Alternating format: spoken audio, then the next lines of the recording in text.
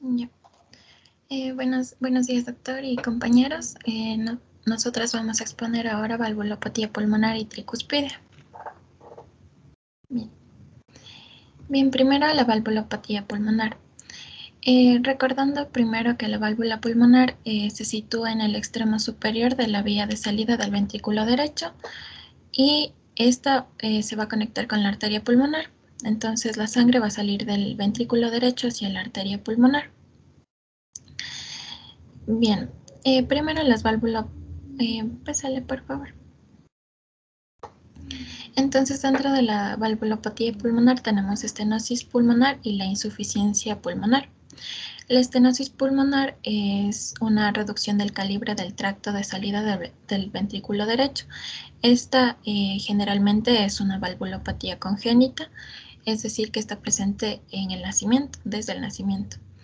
Y la insuficiencia pulmonar es la incompetencia de la válvula pulmonar de poder de que pase la sangre hacia la arteria pulmonar. Pásale por mí.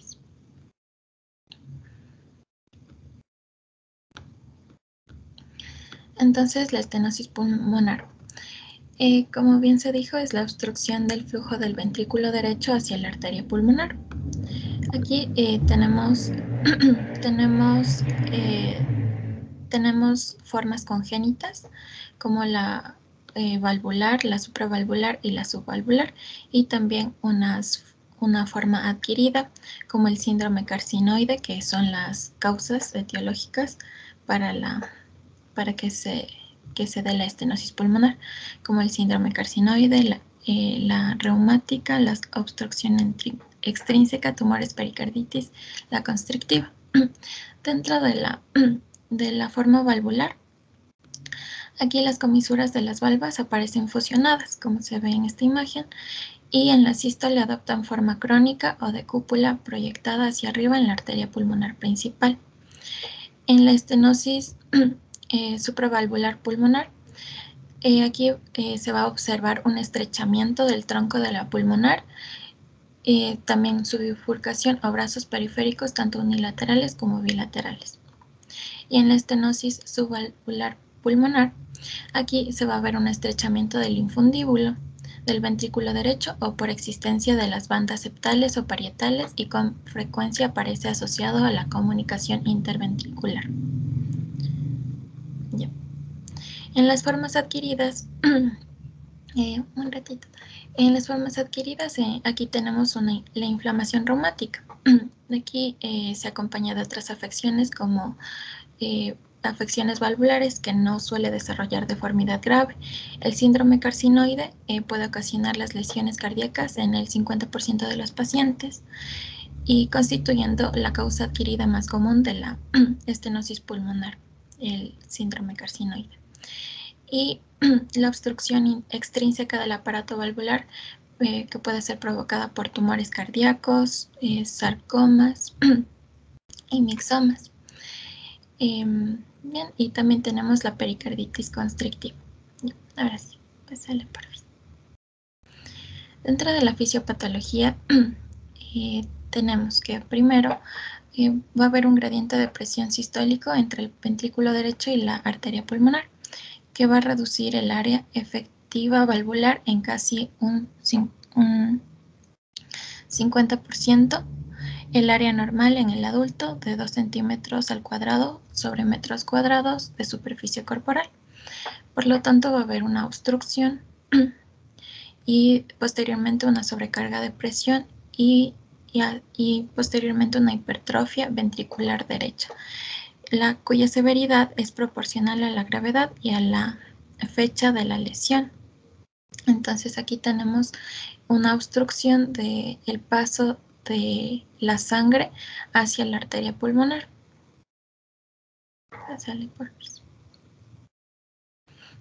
Bien, bueno, entonces en una evolución natural de la estenosis pulmonar grave, que puede darse con elevación de la presión telediastólica del ventrículo derecho y de la presión media de la aurícula derecha, por consecuencia retrógrado de la disminución de la distensibilidad ventricular derecha puede dar lugar a la apertura del foramen oval.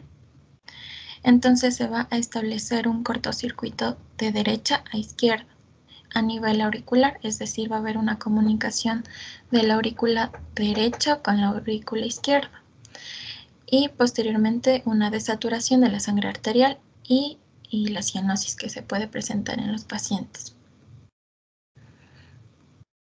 Aquí en esta imagen podemos observar aquí en esta flechita blanca que está el foramen oval y acá normalmente no existe una comunicación interauricular, pero aquí sí se puede observar la comunicación interauricular que se da por el aumento de la presión telediastólica del ventrículo derecho. Entonces es un foramen oval permeable. Pásale, por favor.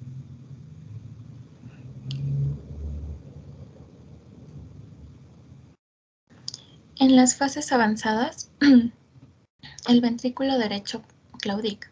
Entonces se va a dilatar y disminuye la fracción de eyección derecha. Se va a producir la dilatación del anillo tricuspidio y la consiguiente regurgitación que perpetúa un deterioro con progresiva sobrecarga de volumen. Aquí se va a observar obstrucciones, en las obstrucciones graves, la onda auricular derecha, también alteración del ventrículo izquierdo. La severidad de la estenosis valvular pulmonar. En sistólico vamos a observar, por ejemplo, aquí un gradiente de presión de la AP de la arteria pulmonar al ventrículo derecho en milímetros de mercurio. Entonces, si tiene un valor menor a 30 milímetros de mercurio, se consideraría leve. Si es de 40 a 80, moderada, y mayor a 80, severa. El pico de la presión sistólica del ventrículo derecho, si es menor a 50 milímetros de mercurio, es leve, de 50 a 90, moderada, y mayor a 90, severa. El cociente de presión sistólica del ventrículo derecho y ventrículo izquierdo menor a 0,5 es leve, de 0,5 a 0,9 es moderada y mayor a 0,9 severa. Y aquí podemos tener un ejemplo sobre la válvula pulmonar normal, que tiene tres valvas y se encuentra más abierta que esta. Aquí es una estenosis pulmonar en donde se observa un poco de la obstrucción que se presenta aquí. Pásale, por favor. Dentro de las manifestaciones clínicas, habitualmente la sintomatología aparece en la edad adulta. No es común observar la sintomatología en estos pacientes, pero lo que sí se puede observar es especialmente en los adultos, la cianosis. También se puede observar la disnea de esfuerzo, el dolor precordial, y dentro de los síntomas menos frecuentes se encuentra el síncope y la muerte súbita, que se relacionan a insuficiencia cardíaca, al infarto del ventrículo derecho y a arritmias, que es menos frecuente.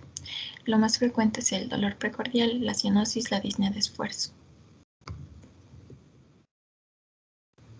Para el diagnóstico se va a utilizar un ecocardiograma en donde se puede observar la onda T invertida en precordiales derechas y progresión hacia las izquierdas. El patrón RSR en V1 tiene un mejor pronóstico, pero si se observa una onda R estricta de igual amplitud, tiene un mal pronóstico para la estenosis pulmonar. También se pueden realizar radiografías torácicas en donde se va a observar la obstrucción grave e insuficiencia ventricular derecha con crecimiento de cavidades derechas. También dilatación post-estenótica del tronco de la pulmonar y de la arteria pulmonar izquierda. También tenemos ecocardiografía en donde va a identificar el nivel anatómico en el que se produce también la severidad de la estenosis pulmonar, así como también la existencia de lesiones asociadas. Y también tenemos el cateterismo cardíaco y angiocardiografía, que va a localizar el nivel de la obstrucción, su severidad y la descripción de otras cardiopatías. Pues sale, ya le paso. Aquí tenemos un electrocardiograma de la hipertrofia ventricular derecha por la estenosis pulmonar.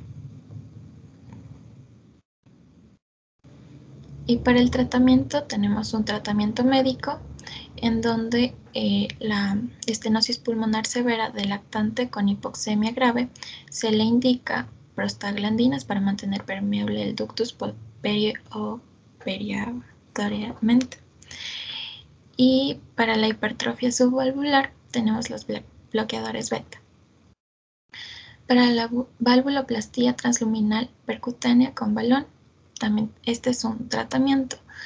Entonces, este se indica para el paciente sintomático cuando tiene disnea de esfuerzo, angina, síncope, y para el paciente asintomático con el gradiente pico ventrículo derecho arteria pulmonar superior a 50 milímetros de mercurio. Y el tratamiento quirúrgico, que es la valvulotomía, solamente para displasia valvular y en caso de fracaso de la valvuloplastía pulmonar, es decir que no sería de primera línea, porque la valvuloplastía transluminal percutánea ha tenido mayor eficacia y se la practica mayormente.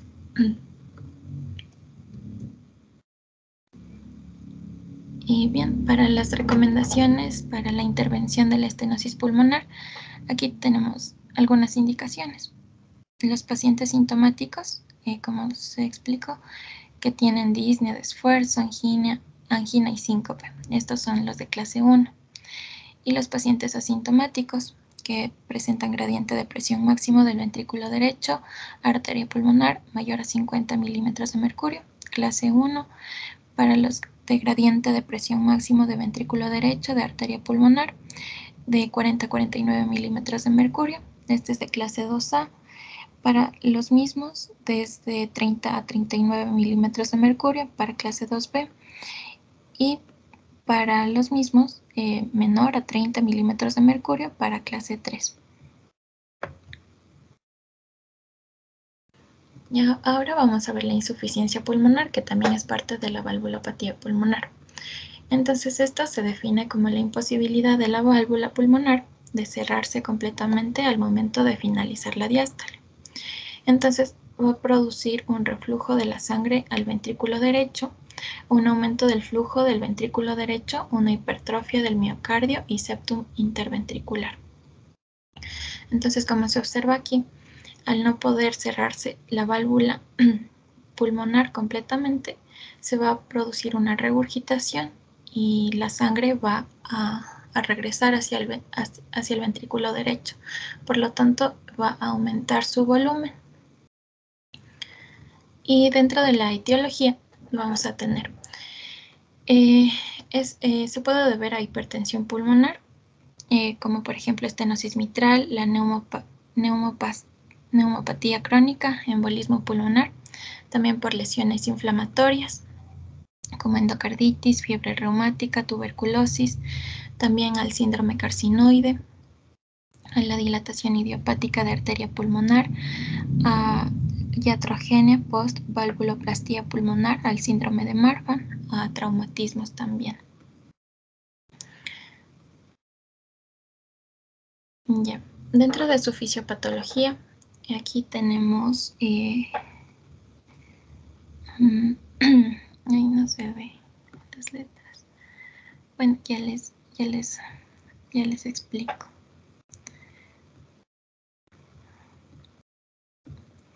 Bueno, aquí primero, en el primer cuadrito que no se ve, dentro de la fisiopatología, aquí tenemos una anomalía del tejido conectivo. Entonces, esto va a producir una dilatación idiopática de la arteria pulmonar y posteriormente una regurgitación pulmonar. esta regurgitación pulmonar va a estar marcada por una dilatación del tronco de la arteria pulmonar y del anillo pulmonar, el ventrículo derecho y válvula pulmonar anormales también, y un gradiente de obstrucción no significativo. La fisiopatología, bien, entonces es la dificultad para el normal cierre de las sigmoideas pulmonares. Y hemodinámicamente se observa un gradiente de presión en la válvula pulmonar de grado ligero y discreto índice cardíaco elevado. En las manifestaciones clínicas tenemos lo siguiente. Cuando hay hipertensión pulmonar, provoca una disfunción sistólica ventricular derecha. Entonces vamos a tener que el paciente puede presentar síncope, fatiga, disnea. También puede presentar una insuficiencia pulmonar secundaria a endocarditis infecciosa, como por ejemplo un embolismo pulmonar séptico y también la disfunción del ventrículo derecho. De igual manera, estas son manifestaciones poco frecuentes y las que más se manifiestan en la mayoría de los pacientes van a ser la disnea, el síncope y la fatiga.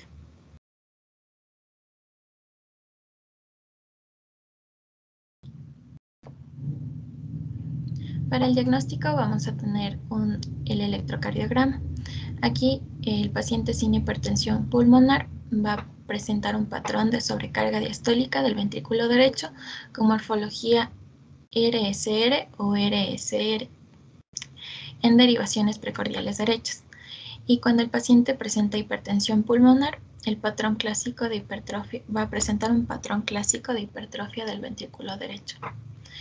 También tenemos la radiografía de tórax, en donde se va a presentar un agrandamiento de la arteria pulmonar y el ventrículo derecho en la insuficiencia pulmonar significativa, pero son datos no específicos. En la ecocardiografía, aquí podemos usar el Doppler pulsado, que es la técnica precisa para cualquier etiología de la insuficiencia pulmonar, y el Doppler color, que puede presentar el flujo anómalo regurgitante. También tenemos el cateterismo cardíaco, que es útil para el cálculo de las resistencias vasculares en pacientes con hipertensión pulmonar asociada.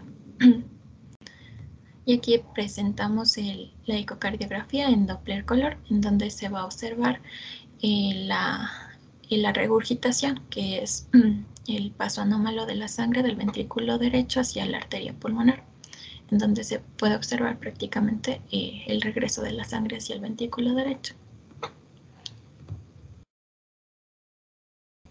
Y para el tratamiento tenemos un tratamiento médico que se puede utilizar diuréticos y el tratamiento quirúrgico. Aquí es indicado especialmente para regurgitación severa con evidencia de progresiva dilatación de la cavidad ventricular o en inicio de la disfunción sistólica del ventrículo derecho, como por ejemplo en pacientes con tetralogía de Fallot y con insuficiencia pulmonar residual importante.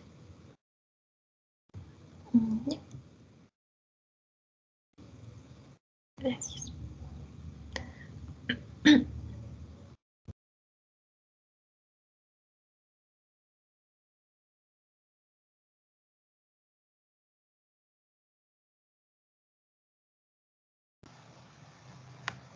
Ya. Entonces, continuando con la exposición, vamos a hablar sobre la valvulopatía tricuspidia. Entonces, para hablar de esta, nosotros tenemos que tomar en cuenta que, como en todas las válvulas que hemos visto, va a presentarse tanto una insuficiencia como una estenosis. En el caso de la insuficiencia, quiere decir que hay un defecto en la válvula que no permite un correcto funcionamiento, entonces la sangre que se encuentra en el ventrículo derecho va a regresar hacia la aurícula derecha. Y bueno, esto va a aumentar la presión igualmente en esta aurícula y luego todas las presentaciones en su manifestación clínica. Y la estenosis tricuspidia es cuando hay un estrechamiento de esta válvula. Como sabemos en sí, lo que debemos considerar aquí es que este complejo de la válvula va a estar formada por el anillo de la válvula tricúspide, tres valvas, que está formada por una valva anterior, posterior y septal, por eso es tricuspidia, y también por los músculos papilares y que se encuentran aquí. Entonces esos son los tres componentes importantes de la válvula, que los que van a estar comprometidos va a ser el anillo y también las valvas.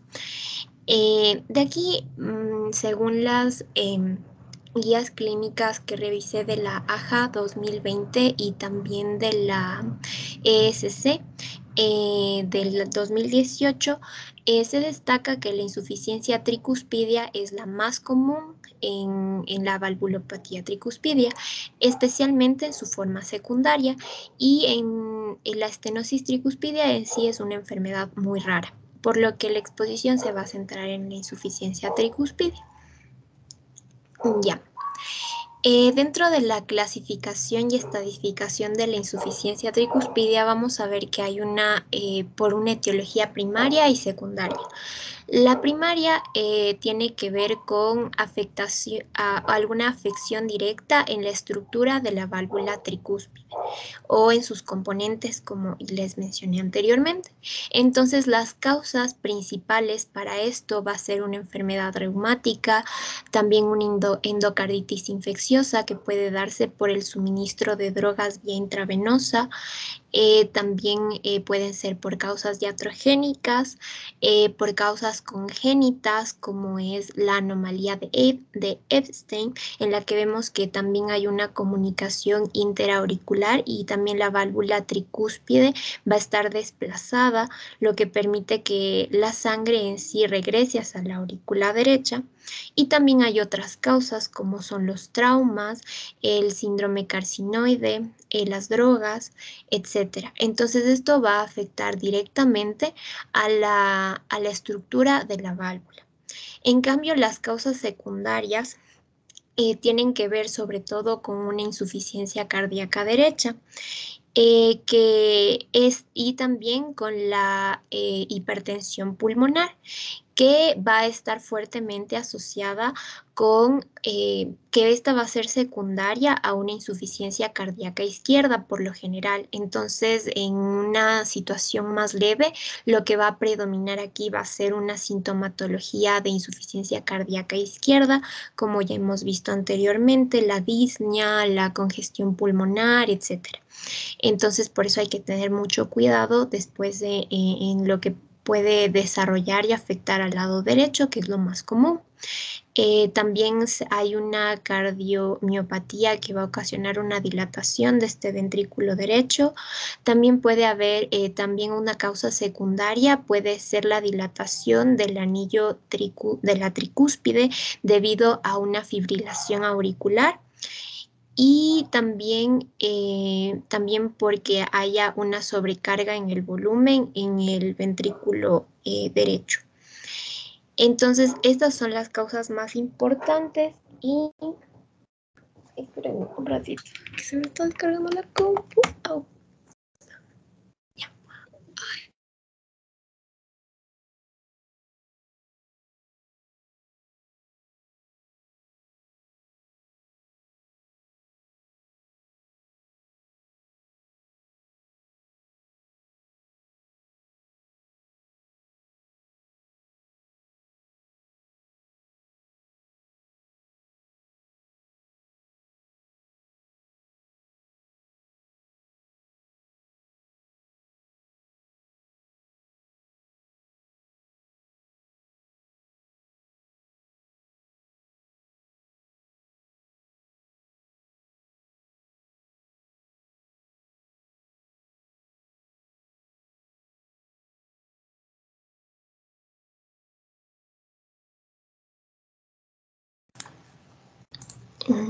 Ya.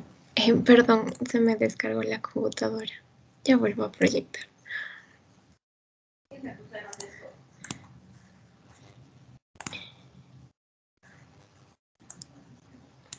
Ya, disculpen, ya pueden ver mi pantalla.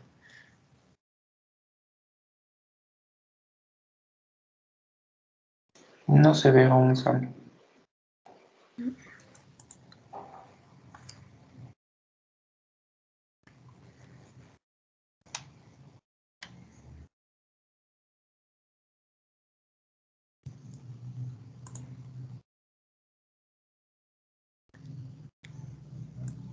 Ahorita, ¿sí?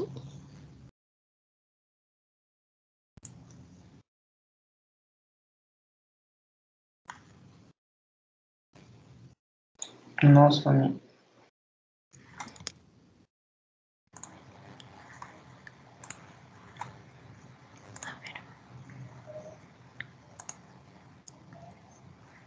Ahí.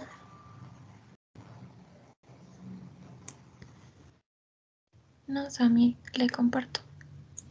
Sí, por favor. Ya.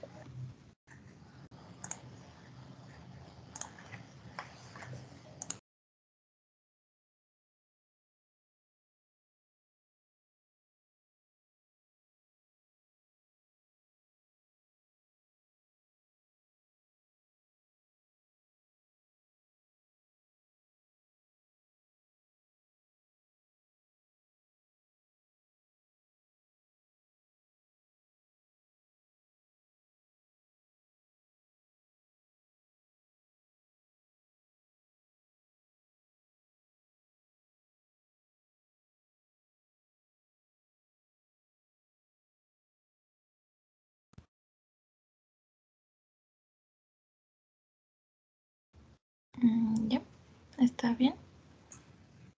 Sí, ya se ve. Solo quería solicitarte el control.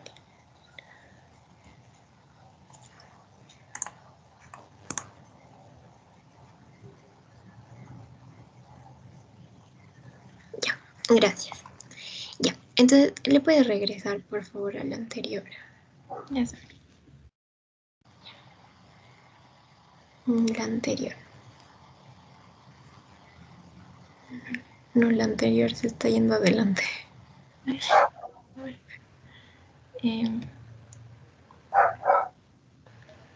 Oh, mírale si puedes pasar, porque ya te di el control. No sé si le puedes quitar un cuadrito negro que está abajo. Tal vez.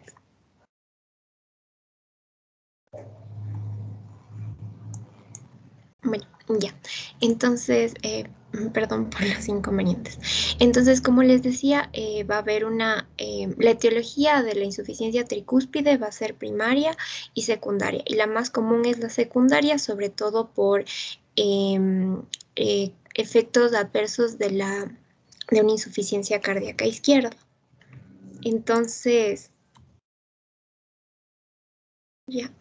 Entonces, en cuanto a la estadificación de la insuficiencia tricúspide, es muy importante considerar esto porque en base a ella va a darse su intervención terapéutica.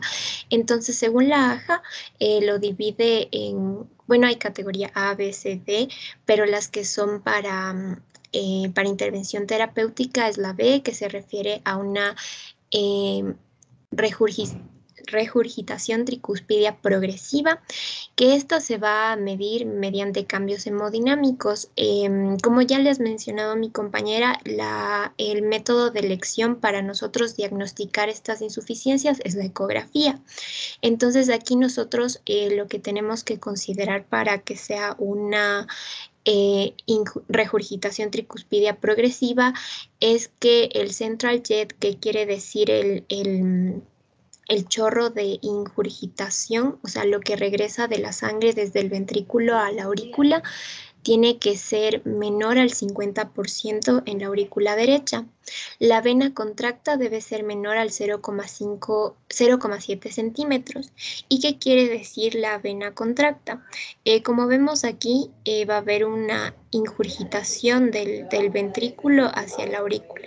Entonces, la vena contracta quiere decir el segmento del chorro donde el área transversal es más estrecha, que quiere decir esta parte de aquí. Entonces esto le miden y tiene que ser menor a 0,7. El ero, que quiere decir el orificio de la regurgitación efectiva, que va a ser la medida en sí del anillo en sí, que debe ser menor a 0,40 centímetros, y el volumen de la regurgitación, que debe ser menor a 45 ml. Entonces, en las consecuencias hemodinámicas, es decir, en la repercusión tanto en el volumen como en las ondas de las cavidades, aquí no va a presentar nada, y también en la sintomatología tampoco nada. En cambio, en la C ya vamos a tener que es una regurgitación tricuspidia severa, pero esta es asintomática. Entonces aquí el central jet tiene que ser mayor al 50%. Aquí ya vemos que la vena contracta va a ser mayor o igual a 0,7. El ERO va a ser mayor o igual a 0,40 centímetros cuadrados. El volumen de regurgitación va a ser mayor o igual a 47 ml. Y aquí también pueden haber ondas de esta regurgitación, y también puede verse el pulso sistólico hepático. Aquí vamos a ver que ya va a haber una dilatación tanto del ventrículo como de la aurícula derecha, y también va a haber estas ondas CV waves, que significan que hay una onda positiva sistólica. Entonces, aquí vamos a ver que no hay en sí una elevada presión venosa, no hay síntomas, y la diferencia en cambio con la regurgitación tricuspidia severa sintomática es que va a tener todo lo que les mencioné anteriormente aquí en cuanto a la evaluación hemodinámica en la ecografía, pero aquí ya va a haber una elevación venosa, y también va a haber una disnea, fatiga, citis, edema, que tiene que ver con la fisiopatología. Ya, entonces, como sabemos, la insuficiencia tricuspidia va a ser primaria y secundaria. Entonces, en caso de que sea primaria, el cuadro clínico va a estar determinado por la enfermedad de base. Una de estas, les mencioné, aquí estaba la enfermedad reumática, una endocarditis infecciosa, pero para darles un ejemplo, también está el síndrome carcinoide, que este en sí se caracteriza porque hay tumores que hay un tumor neurosecretor en el tracto gastrointestinal. Entonces esto va a hacer que se deposite tejido fibroso en las válvulas, y dentro de estas la más afectada es la válvula tricúspide. Pero como les mencioné que este es un tumor que se da en el tracto gastrointestinal, entonces va a tener también otras manifestaciones como diarrea, náuseas, vómitos, la hepatomegalia en la piel, también en el sistema respiratorio. Entonces va a ser una sintomatología más florida. En cambio, en la secundaria va a tener que ver específicamente con el corazón. Entonces, como les mencioné, esta va a desencadenarse por una insuficiencia cardíaca izquierda. Entonces, esta se desencadena principalmente porque puede haber, específicamente porque hay un aumento en la presión, y también un aumento en el volumen y un aumento en la presión pulmonar. Entonces, esto va a ocasionar la insuficiencia tricuspidia. En el aumento de la presión en sí, podemos ver que la enfermedad coronaria, la disfunción del ventrículo izquierdo, va a ocasionar una insuficiencia mitral. A su vez, la enfermedad de la válvula mitral, de por sí, con su respectiva etiología, va a ocasionar una insuficiencia mitral y una estenosis mitral. Y esto lo que va a ocasionar es que aumente la presión de la aurícula izquierda. Entonces, esto es muy importante porque va a aumentar también el tamaño de la aurícula izquierda. Y cuando esto sucede, se puede ocasionar una fibrilación auricular, que como se acuerdan del cuadro que les mencioné al inicio, la fibrilación auricular va a ocasionar que haya una dilatación del anillo tricuspidio. Entonces, esto puede desencadenar a una insuficiencia tricuspidia funcional o secundaria. Por otra parte, también puede darse que esta presión auricular izquierda vaya a aumentar la hipertensión pulmonar, y que esto vaya a ocasionar una dilatación o una disfunción del ventrículo derecho, y esto a su vez va a ocasionar tethering de las válvulas tricuspidias, que, bueno, esto ya les voy a explicar, pero es un desplazamiento del anillo tricuspidio. Entonces, esta es otra causa por la que se va a ocasionar esta insuficiencia tricuspidia. Pero hay que recordar que esta hipertensión pulmonar también se puede dar porque hay una enfermedad pulmonar, también puede darse por una estenosis de la válvula pulmonar o una tromboembolia o un cor pulmonar. Entonces, esta solamente es como que una vía, pero también hay otras causas que van a ocasionar la hipertensión pulmonar. Igualmente, el aumento en el volumen del ventrículo derecho también se puede dar por un septum interauricular. Ya, entonces dentro de las manifestaciones clínicas, como principalmente hablando ya de una insuficiencia tricuspidia secundaria, va a ser la insuficiencia cardíaca derecha, que como sabemos va a afectar a todo el organismo, porque aquí vemos que el corazón va a tener al regresar la sangre desde el ventrículo derecho a la aurícula izquierda, va a regresar por la vena cava inferior, y esto nos va a ocasionar el dolor en el hipocondrio derecho por una congestión hepática, también una dispepsia por la congestión gastrointestinal, se van a dar edema en los miembros inferiores, la ascitis. También se da fatiga porque hay una disminución en el gasto cardíaco, porque, bueno, también todo esto puede ocasionar que le afecte al ventrículo izquierdo, sobre todo si es que ya se da una dilatación igual del ventrículo derecho. Y también algo característico es la ingurgitación yugular, porque la vena cava superior, en cambio, se va a dividir en el tronco brachiocefálico, luego se divide en la yugular, y entonces va a haber mucha ingurgitación yugular y eso se va a ver en el cuello. También se habla del signo de Carballo, que es un soplo holosistólico, pero se menciona que este no puede utilizarse en sí, esta manifestación o la auscultación no se puede usar para diagnosticar esta insuficiencia cardíaca derecha, porque cuando la insuficiencia tricuspidia es muy severa, se van a igualar las presiones, entonces no se va a escuchar bien este soplo. Aquí.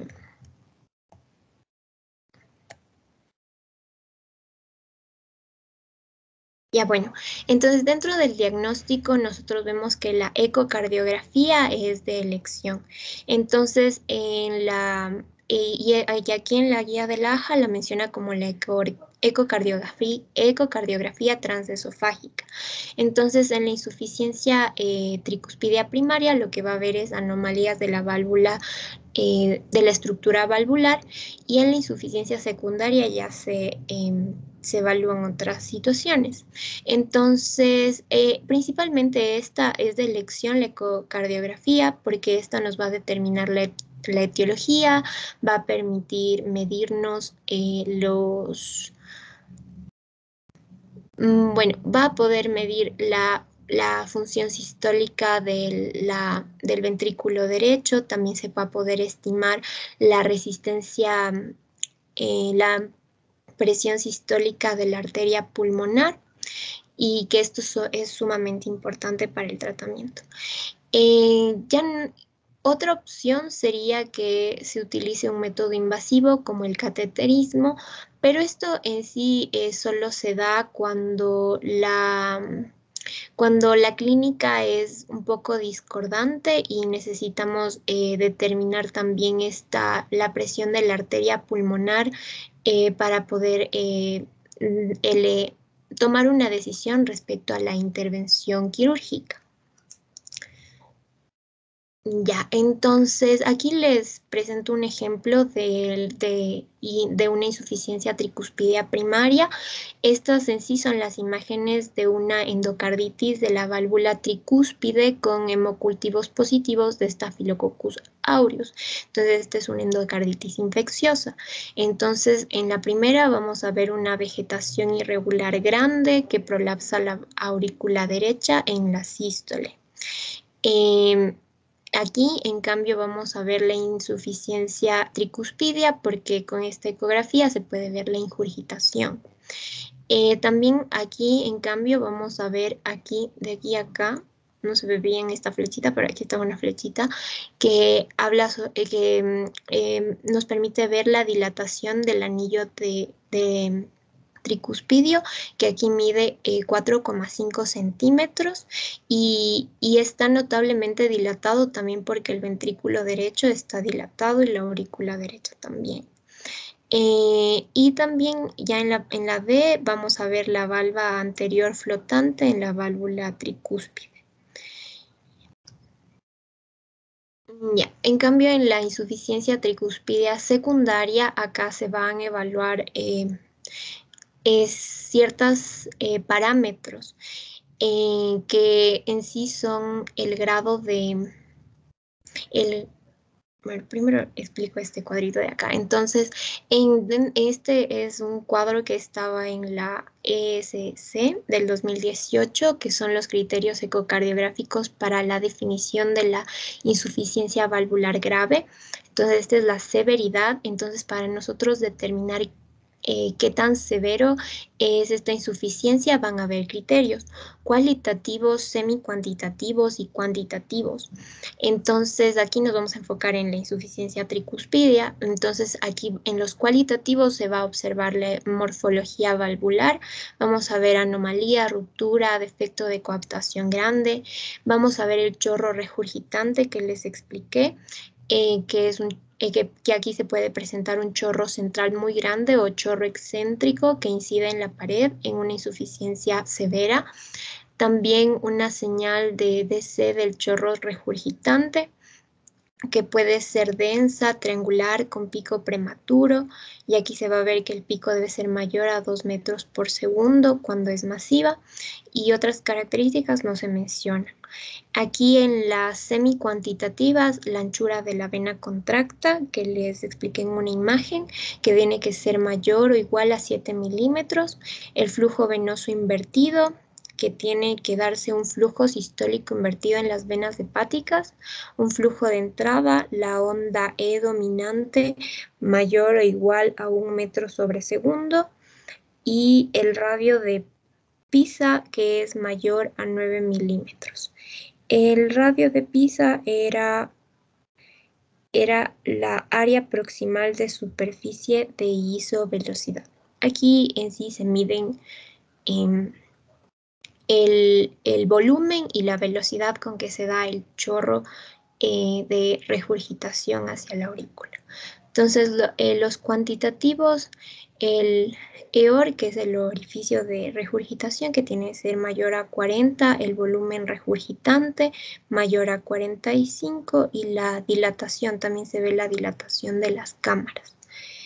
Entonces, aquí se puede ver en sí en la ecografía, que lo que se va a evaluar va a ser la dilatación del anillo, con los valores que les mencioné en la tabla, la dimensión y la función del ventrículo derecho, que se puede medir con uno o más de estos parámetros, que dentro de estos está la TAPSE o el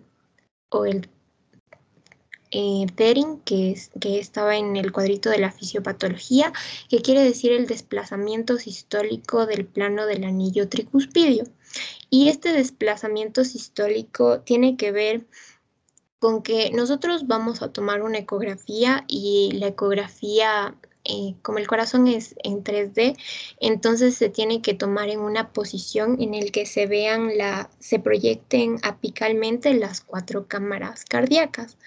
Entonces aquí nosotros le mencionaban que es una ecografía en forma de M, y ahí lo que se hace en sí es ver la variación durante el ciclo cardíaco de la porción lateral del anillo de la válvula tricuspidia.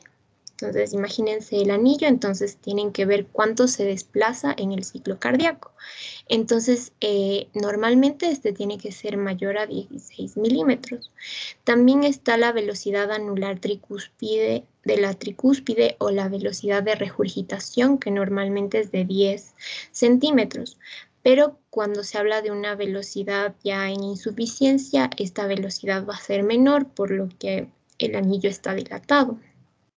El área telesistólica del ventrículo derecho tiene que ser menor a 20 centímetros cuadrados y si es mayor va a estar dilatado, como podemos ver aquí, que está casi del mismo tamaño que el ventrículo izquierdo. Y el cambio del área fraccional, que es ya medir los volúmenes telesistólicos, telediastólicos y ver cómo cambia esta fracción. Y también hay que evaluar el grado de deformación de la válvula. Entonces, algo también importante que les mencioné para la intervención es que hay que ver la presión y la resistencia de la arteria pulmonar.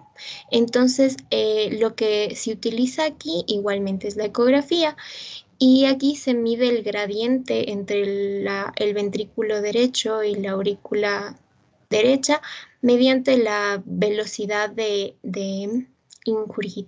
regurgitación tricuspidea. Entonces se aplica una fórmula y ahí se ve la presión pulmonar. Ya, y dentro de las medidas terapéuticas, nosotros vemos que cuando hay una insuficiencia tricuspidia en estadio C o D, que ya era cuando es severa y tiene síntomas o no, es muy útil usar diuréticos. En este caso también se puede usar una dieta baja en sal. Los diuréticos, principalmente los diuréticos de ASA, van a disminuir la sobrecarga del volumen en estas personas y también se ha visto que es importante los antagonistas de aldosterona, sobre todo en una congestión hepática, pero hay que tener cuidado de ocasionar un síndrome de hiperaldosteronismo. También es muy importante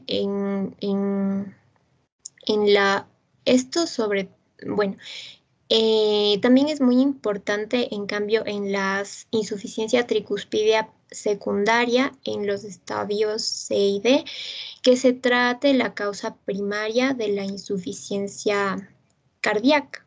Y aquí se pueden usar vasodilatadores pulmonares para disminuir esta presión arterial. También se puede utilizar el GDMT, que quiere decir que se va a utilizar varios fármacos como el carvedilol, los YECA o los ARA2 a 90 días antes de la intervención para mejorar un estado de insuficiencia cardíaca en que la fracción de eyección está muy reducida. Y también es importante retomar el ritmo sinusual en la fibrilación auricular, porque como vimos, esta también es una de las principales causas por las que se va a ocasionar esta insuficiencia tricuspidia. Ya, dentro de las indicaciones de intervención, aquí ya se refiere a que si se elige dar cirugía o no. Aquí están dos cuadritos, que uno es de la AJA 2020 y la otra es de la ESC del 2018. Entonces, básicamente lo que hacen aquí es determinar en qué grado de severidad está la insuficiencia tricuspidia, que puede ser grave, leve o moderado. Y aquí lo que hacen es, también le dividen si es que es por una causa primaria o secundaria. En el caso de que hay una insuficiencia severa y de la válvula tricúspide, según la AJA, es de recomendación de nivel 1 que se haga una cirugía al mismo tiempo que se haga el cambio de una válvula del lado izquierdo.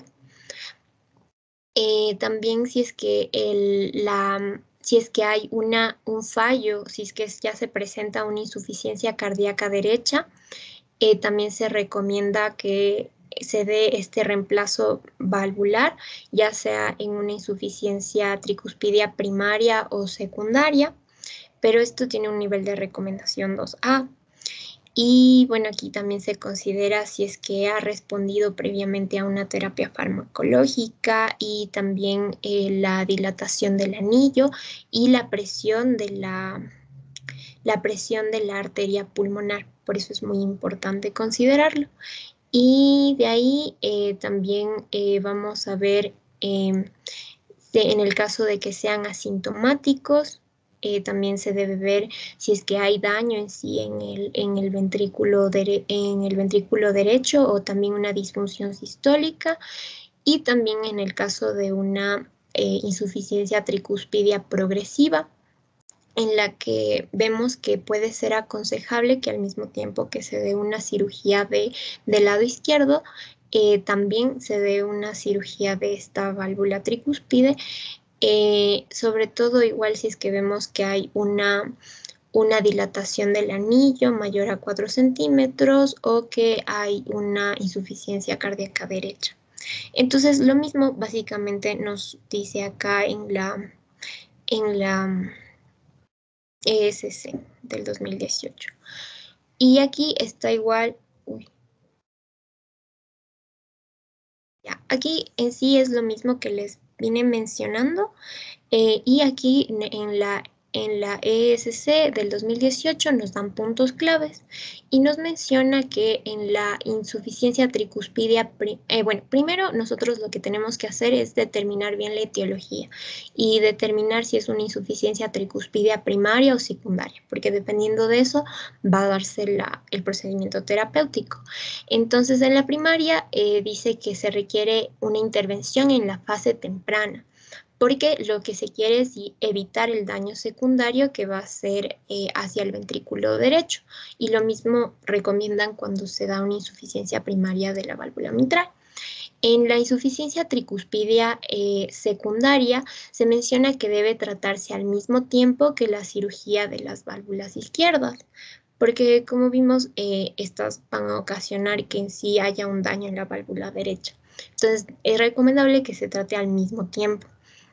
Pueden darse cirugías aisladas, que pueden ser por causas primarias o secundarias, pero cuando se da por una cirugía aislada de la IT ha sido afectada por una causa secundaria, después de una cirugía valvular izquierda, es decir, no al mismo tiempo como se recomienda, se deben evaluar otras cosas como el grado de la enfermedad subyacente, que vendría a ser la insuficiencia cardíaca izquierda, las condiciones hemodinámicas pulmonares y también la función del ventrículo derecho. Entonces, esto es muy determinante porque se ha visto que hay una elevada mortalidad cuando se hace una cirugía aislada de esta válvula después de una cirugía valvular izquierda. Entonces, hay que evaluar bien esto.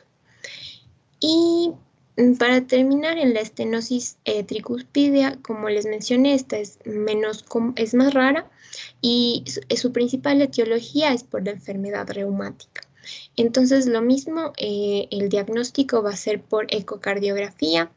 No hay una clasificación universal para ver los niveles de severidad, pero se menciona que puede ya haber una estenosis severa cuando hay un gradiente medio superior a 5 milímetros de mercurio, porque lo normal es menos de 3. En la intervención se puede hacer lo mismo que en todas las válvulas, prótesis biológicas se prefieren sobre las mecánicas. También se puede dar una dilatación percutánea con balón de la válvula tricúspide y también se ha dado la comisurotomía mitral percutánea. Entonces aquí vemos una imagen de esta intervención, se da una comisura anterolateral o posteromedial. Y eso es todo, muchas gracias. Bien, chicos, espero que todas las presentaciones y lo que me envíen de los trabajos para ser calificados, yo les dije que estén actualizados con la enfermedad valvular, las guías de enfermedad valvular del American Heart 2020. Acaban de salir hace más o menos, creo que a finales de julio, las guías europeas de enfermedad valvular. Entonces, es bueno que ustedes tengan esos datos, a ver qué de nuevo nos presentan las guías europeas referente a las guías del American Heart. ¿Cuáles son las convenientes, cuáles son mejores? Ahí podemos hacer un análisis. Bueno, chicos, nos veremos el próximo lunes, nos tocaría. Sí, doc. Y hasta luego, hasta luego. Hasta luego, doc.